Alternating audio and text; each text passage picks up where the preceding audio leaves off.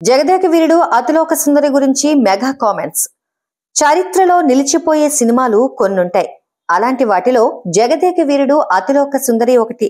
జగదేక వీరుడుగా చిరంజీవి, అతిలోక సుందరిగా శ్రీదేవి ఎప్పటికీ ever green గా నిలుస్తారు. మళ్ళీ అలాంటి మ్యాజిక్ ను సిల్వర్ స్క్రీన్ పై రిపీట్ చేయాలంటే వారి వారసులే చేయాలని అభిమానులు ఆశపడతారు.